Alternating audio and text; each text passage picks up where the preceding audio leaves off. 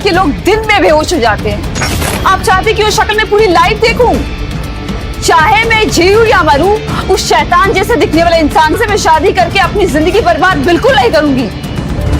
आरोही के पिता ने दिल्ली के रईस खानदानों में से एक रायजादा खानदान तक अपनी पहुंच बनाने के लिए आरोही की शादी रायजादा खानदान के इकलौते वारिस विक्रम रायजादा से तय कर दी थी, वो भी आरोही से बिना पूछे। विक्रम की शख्सियत के बारे में तरह तरह की बातें होती थी। कोई कहता था कि उसकी शक्ल शैतान की शक्ल जैसी है, तो कोई कहता था कि विक्रम लाइलाज बीमारी से जूझ रहा है और बस चंद दिनों का ही मेहमान है। लेकिन विक्रम के बारे में हकीकत में कुछ और ही था, जिसके बारे में किसी को पता नहीं था।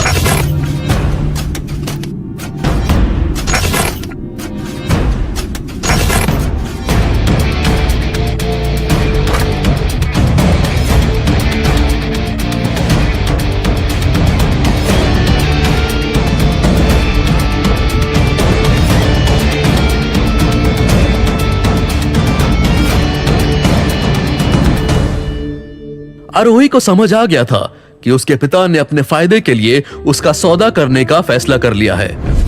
उसे यकीन नहीं हो रहा था कि ये वही बाप है जो उसके पैदा होने पर खुशी से झूम उठा था। आरोही, उसकी माँ और महेश्वर एक छोटा और खुशहाल सा परिवार थे। लेकिन लगभग 14 साल पहले महेश्वर सुधा से मिला और प्यार में पड़ गया। उसी प्यार का नतीजा अनन्या थी। आरोही की सगी माँ वो सदमा सह नहीं पाई और उसने अपनी सुध खो दी। उसके बाद तो महेश्वर जैसे एक दूसरा आदमी बन चुका था। उसका सारा ध्यान, समय और प्यार सुधा और अनन्या का था। आरोही के लिए उसके पास थी तो बस नफरत, धुतकारी और पिटाई। महेश्वर आरोही के साथ ऐसा बर्ताव करता था जैसा कोई जानवरों के साथ भी ना करे। आरोही के लिए महेश्वर बहुत पहले ही मर चुका था, इसलिए वो उसके सामने कमजोर नहीं पड़ना चाहती थी। देख बेटा, तू हमें गलत समझ रही है। दरअसल रायजादा खानदान से विक्रम का रिश्ता अनन्या के लिए आया था, पर घर पे बड़ी बेटी जब कुंवारी बैठी हो तो छोटी बेटी का हाथ कैसे पीला कर सकते हैं। इसीलिए हमने तुम्हारा रिश्ता विक्रम के साथ तय कर दिया। और मुझे तो ये समझ में नहीं आ रहा है कि इसमें नाराज होने की क्या बात है, बल्कि तुम्हें तो खुश होना चाहिए। अरे, रायजादा खानदान की बहू बनने का सौभाग्य तो खुशकिस्मती से मिलता है। तुम्हारे तो भाग खुल गए। मैंने कहा ना, मैं ये शादी हरगिज नहीं करूंगी। इससे बेहतर रिश्ता तुझे नहीं मिलेगा। आपको क्या लगता है मैं कुछ समझती नहीं हूँ? अरे, आप लोगों को रायजादा परिवार के तलवे चाटने का मौका चाहिए, लेकिन अपनी लाडली अनन्या की जिंदगी बर्बाद नहीं करना चाहते, तो मुझे बलि का बकरा बना दिया। अगर ये रिश्ता लाखों में एक है तो करा दीजिए अनन्या की उस बदसूरत विक्रम से शादी। क्योंकि यही सच था। अनन्या के लिए रायजादा खानदान से रिश्ता आया था, ये सुनकर सुधा और महेश्वर दोनों की खुशी का ठिकाना नहीं था। वो दोनों ही रायजादा खानदान से जुड़ना चाहते थे, लेकिन विक्रम जैसे अपाहिज और कुरूप इंसान के साथ अपनी बेटी अनन्या का रिश्ता नहीं जोड़ना चाहते थे। हालांकि उन्हें भी ये पता था कि रायजादा खानदान का समधी बनना मतलब लॉटरी हाथ लग जाने जैसा था, इसलिए वो लोग ये रिश्ता हाथ से जाने नहीं देना चाहते थे। तभी सुधा के शैतानी दिमाग में एक आइडिया आया और उसने अनन्या की जगह आरोही के रिश्ते का प्रस्ताव रख दिया।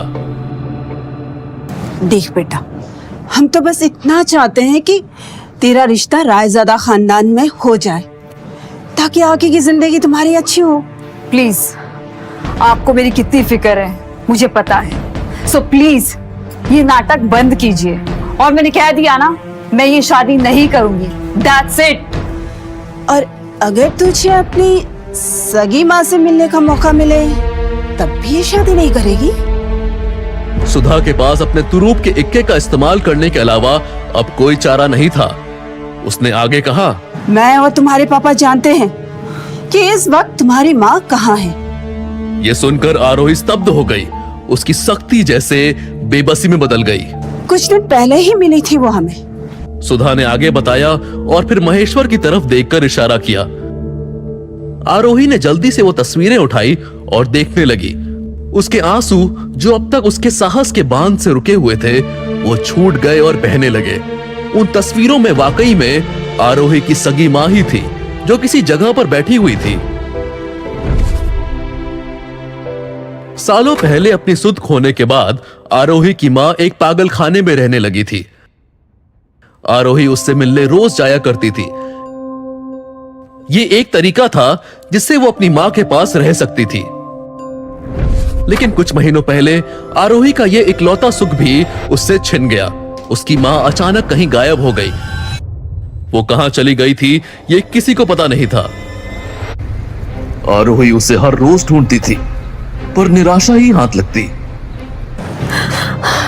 देख आरोही, अगर तुझे अपनी माँ से मिलना है तो इस शादी के लिए हाँ करनी होगी, वरना जिंदगी भर अपनी माँ की शक्ल नहीं देख पाओगी तुम।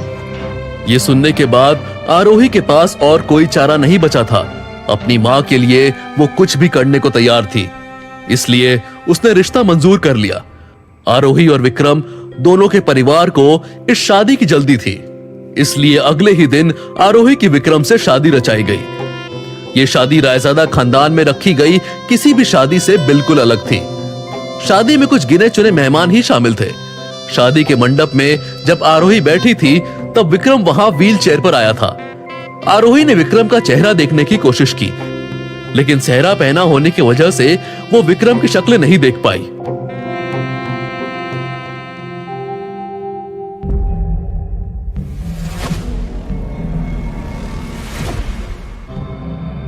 वहां क्यों खड़ी हो? यहाँ मेरे पास आओ। ये आवाज सुनकर आरोही सोचने लगी कि ऐसे बेजान अवस्था में पड़े आदमी की आवाज इतनी करारी कैसे हो सकती थी, और साथ ही साथ उसे यह भी लगा कि ये आवाज उसने पहले कहीं सुनी है।